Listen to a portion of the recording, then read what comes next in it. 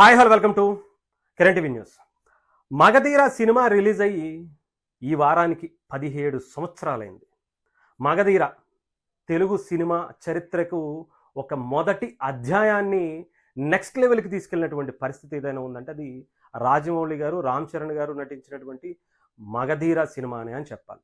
అప్పటి వరకు ఉన్నటువంటి తెలుగు సినిమా చరిత్రను ఒక్కసారిగా దేశానికి పరిచయం అయ్యింది.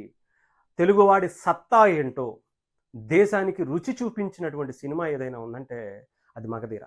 ఒక తెలుగు డైరెక్టర్, ఒక తెలుగు హీరో వస్తున్నాడు, దండయాత్ర చేయబోతున్నాడు.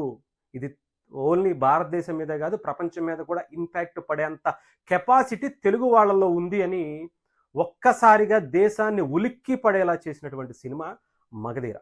రామ్ చరణ్ గారికి రెండో సినిమా అయినా కూడా నిజంగా చెప్పాలంటే అది మొదటి సినిమాగానే చాలామందికి అందరికీ చిరుత మొదటిదైనా కానీ ఇది రెండో సినిమా అయినా కానీ ఎక్కువ ఇదే మొదటి సినిమా అని అనుకుంటారు. మగధీర అంత ఇంపాక్ట్ క్రియేట్ చేసింది. రామ్ చరణ్ గారి కెరియర్కి చాలా హెల్ప్ అయింది ఆ సినిమా. ఆయనలో ఉండేటువంటి నటుణ్ణి మొదటిసారి తెలుగు వాళ్ళకు కాదు భారతదేశానికి కూడా పరిచయం చేసిందని చెప్పాలి. ఈ దేశానికే గర్వకారణం అయ్యేటువంటి ఒక నటుడిగా ఆయనలో సత్తా ఉంది. ఆ స్థాయి నటన, ఆ స్థాయి పర్ఫార్మెన్స్, ఆయన ఒక తెలుగువాడిగా మెగాస్టార్ చిరంజీవి గారికి వారసుడిగా ఆయన కూడా రాబోతున్నాడు, ఒక సెన్సేషన్ క్రియేట్ చేయబోతున్నాడు అనే దానికి ఒక స్టార్టింగ్ పాయింట్ మగధీర అని చెప్పాలి. చాలా చాలా ఉన్నాయి ఆ సినిమాకి సంబంధించి. అసలు నిజంగా అప్పట్లో ఉన్నటువంటి హైప్ చూస్తే నెక్స్ట్ లెవెల్. అసలు కొంత స్టార్టింగ్ రోజు కొంత డివైడ్ టాక్ తీసుకొచ్చినా కానీ సునాయాసంగా 100 కోట్ల క్లబ్లోకి చాలా ఈజీగా వెళ్ళిపోయింది. రామ్ చరణ్ గారి రెండో సినిమానే 100 కోట్ల క్లబ్లోకి అలా వెళ్ళిపోవటం ఎవరో ఎక్స్పెక్ట్ చేయాలి. అయితే దానికి సంబంధించి ఒక సోషియో ఫ్యాంటసీకి సంబంధించినటువంటి ఆ సినిమా కావటం, దీంట్లో రామ్ చరణ్ గారి పర్ఫార్మెన్స్, విభిన్నమైనటువంటి పాత్రలు, గెటప్స్ ఇవన్నీ కూడా చాలా అద్భుతం. అసలే దాంట్లో పైగా మళ్ళీ చిరంజీవి గారు కూడా ఒక గెస్ట్ పర్ఫార్మెన్స్ ఇచ్చారు. ఒక సాంగ్తో ఆయన కూడా దాంట్లో కనిపించినటువంటి పరిస్థితి. అప్పట్లో ఆయన రాజకీయాల్లో ఉన్నారు, బట్ అయినా కూడా ఒక మంచి ఇంపాక్ట్ క్రియేట్ చేసింది.